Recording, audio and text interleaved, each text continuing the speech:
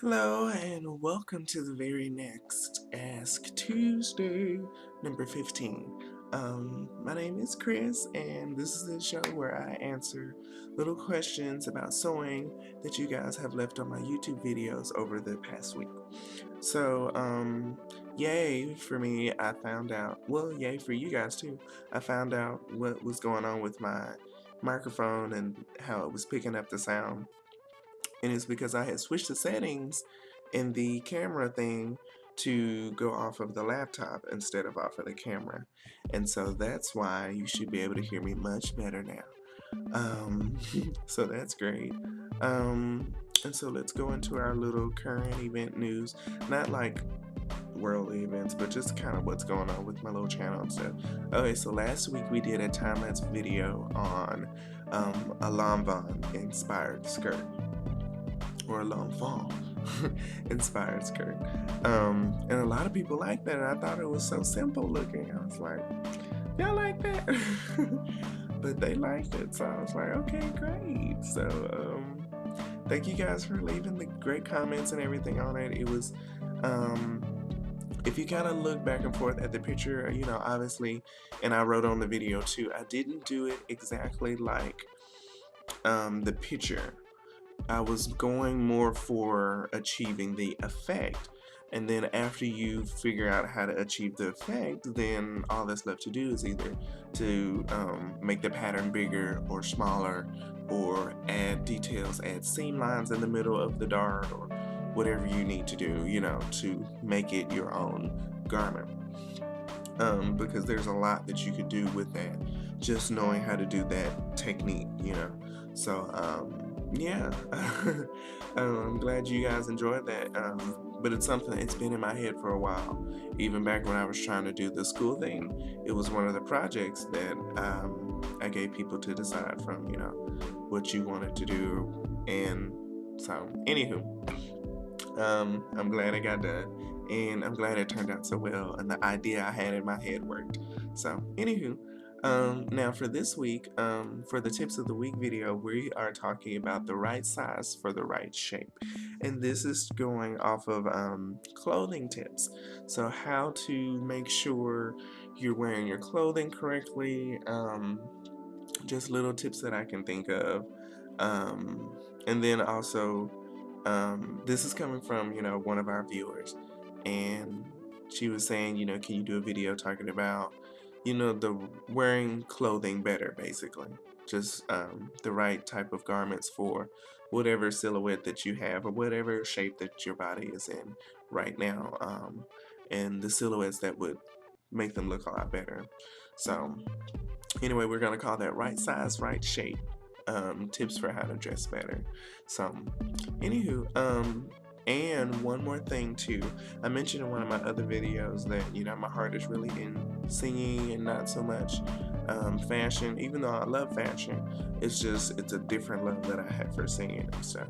And I've been taking voice lessons, yay, and oh, it's been amazing. They have made the biggest difference. My voice has gone from here to here, like almost immediately. And not so much just because of the voice lessons, but the lessons have kind of unlocked what I could already do, but I couldn't do it consistently. Like, I could sing one day, and then if you caught me a week later, you were like, ooh, Chris.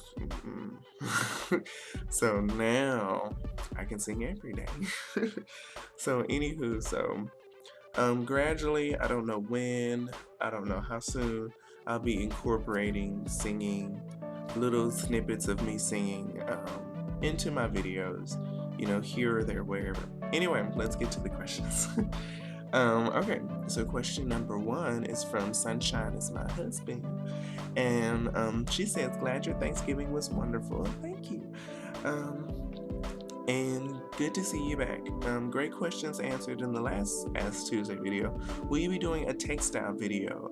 I know Pattern Envelopes has suggested fabrics to use for particular patterns, but I would like to know what the fabric looks and feels like and how it would drape.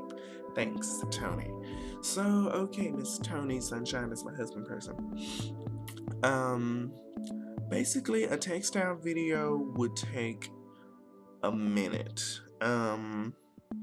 if I did it all at once. I could do textiles over time, and that would help you guys out some. Just like in the tips of the week video, maybe, you know, every now and then just throw a fabric video in there and just kind of show you some fabric and how it drapes and, you know, the thickness of it. We can talk about all of that. So I think that would work nicely. So I just have to put that on my list of tips of the week videos, and we'll just have to kind of throw one in there every now and then. But please do remind me. So don't just ask me now. Ask me one more time in the future, and that way it'll stay on my mind, because I only do the tips of the week video every 2 weeks, and sometimes I forget to write things down. And so I'll be doing that this week, and then I'll skip a week, and between the one tips of the week video and the next one, there'll be like 2 Ask Tuesdays and a time-lapse tutorial. So I'll kind of, you know, my brain is kind of, sometimes it'll forget. But anywho, so question number 2 is from alisonware. That's kind of cute. They say, I really love your videos, but couldn't hear a word of what you were explaining. Is there any chance you can do a dub over with louder sound? After the holidays, of course. XX. So, okay, Miss Alisonware. That was the main reason why I kind of investigated and to see why was the sound so bad, because I noticed myself, and I apologized, I think, on that video and maybe like one more before that, because I was like, what the is wrong with the sound on my videos? Because I knew when I first got the camera, I was like, it was great, and now the sound is, you know, crappy, like either worse or just really bad. And I don't know. Anyway, so I found out what it was. Like I said at the beginning of the video, I switched the settings on the camera, so now the sound is back. You know, it's really good. So anyway, so that's great. Thank you, Miss Alisonware, or whoever, for leaving that question. Next question is from China2207, and they say, great video. And they were looking at the last tips of the week video. And then they said, or the one about the 2 ways to sew a sleeve. And then they said, what do notches represent? That will make another good tips of the week video for me to explain notches a little bit more. I think I may have touched on notches in the past, but it won't hurt to go over it again. So I will be going over that in another video. But basically, notches help you align the garment and keep it from, you know, you having a piece that's supposed to be sewn right here in the garment, and you actually have it skewed to where it's this much higher. And so the balance is kind of crazy, because, you know, now you have these stress lines going up this way because you have a piece that should be here that's moved way up there. And so then maybe your hem is uneven, and all these other problems have happened because you didn't match your notches, or you didn't even make any notches, you know. So anywho, that's what that does. I'll explain it more in detail later on. Now, number 4, does the neckline have to be stylized for a mandarin collar? And that question is coming from Mashaal S. And so I'm assuming you mean before you make your mandarin collar, or when you're going to put it on the garment or whatever. Do you have to do anything to your neckline? Can the neckline just be the plain neckline coming straight from your basic bodice and or basic torso pattern? And the answer is yes, you can go straight from that basic neckline. No, it does not have to be stylized. So I hope that answers it well. But yeah, you should make it from just your regular. Now, if you have a different idea for how you want it to, you know, appear on the garment, then maybe you'll do something to it, but then of course you'll have to make a new collar, you know, that goes with that neckline. So anyway, question number 5, and this is the last question. I'm trying to keep it on 4 or 5 questions. So anyway, this is from Tegan0315, And Tegan says, or Tegan0315 says, this is awesome. And they were watching the skirt tutorial I just did. And they said, I was wondering, do you sell these items after you're done with the tutorial? No, I don't. One reason, because they're basically sample size, because sample size is about the size that my dress form is, which is also a size like between a 0 and a 4, somewhere in there, which is also the industry size. So you see how that all kind of works out. Models are a sample size. And mainly because sample sizes are the smaller sizes that they make when they're making a garment, just to kind of experiment on how it looks, maybe to work out some kinks or whatever, and then for those garments to go over into the fashion show when they're doing the marketing and promotion for that line or for that season. And so that's basically what a sample size is. I hope I explained that well. But anyway, sample sizes are also smaller because less fabric is cheap.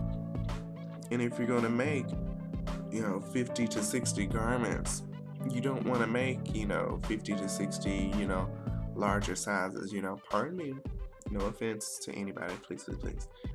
No offense, but just coming from a financial perspective, just think of how much fabric goes into a garment that's larger and how much fabric that goes into a really small size.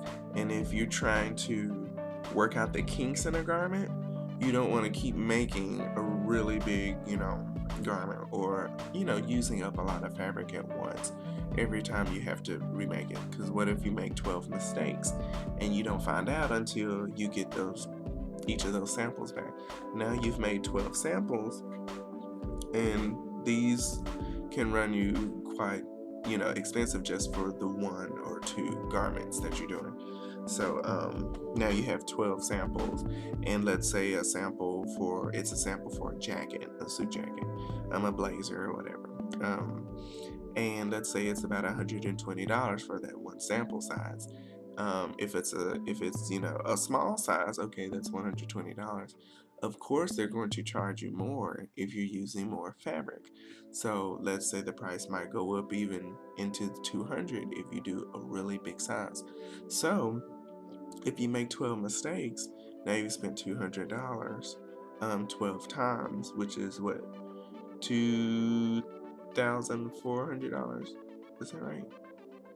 What did I say? $200, 12 mistakes. Yeah, that's right. 2400. So you spent $2,400 on this one garment trying to get all the kinks worked out of it. And now, just imagine if it was only $120. And now the big difference is you spent you've saved $1,000, because I think, 12 times 12 mistakes, your 12 garments that you had to make, times $120 would just be $1,400. So now you saved a whole $1,000 because you used a smaller size. They didn't use as much fabric, so they didn't charge you as much. So anywho, that's a long drawn out answer to no, I don't sell the garments. Like I said, they're sample size. And then the other reason too is because they're not finished. Like the skirt I just did is not finished at the back. Let's look at that real quick. So this is the skirt that I did the other day on the tutorial. And you can see, yay, it's all pretty and whatnot. And I just love that. I think that is so cute. Anyway, but if you look at the back, it's not finished at all. There's no zipper in it or anything. There's no button. There's no closure here. The waistband isn't done. It's just folded over. And it's mainly because, the hem isn't done too. You can do the hem. And that's really for all of my garments. I try, because number one, sewing is really tedious. So I try not to put a whole lot of effort into those garments just because I'm not going to do anything with them. I'm not going to have a fashion show with them because, you know, I'm not really trying to be a designer right now. So I'm not going to be doing a fashion show with them. I'm not going to be, you know, giving them to people, you know, and this and this and that, whatever. I like them, they're cool, but I'm not going to finish them, so there you go. It is about me trying to get the videos done, put them up so you guys can learn, because it's more for you guys to learn. I'm not going to do anything with them, so. But that's it. Thank you guys for watching, and I'll be keeping you guys abreast on, you know, the new sewing things that I'm doing, and even the little singing things that I get into. So, anyway, bye.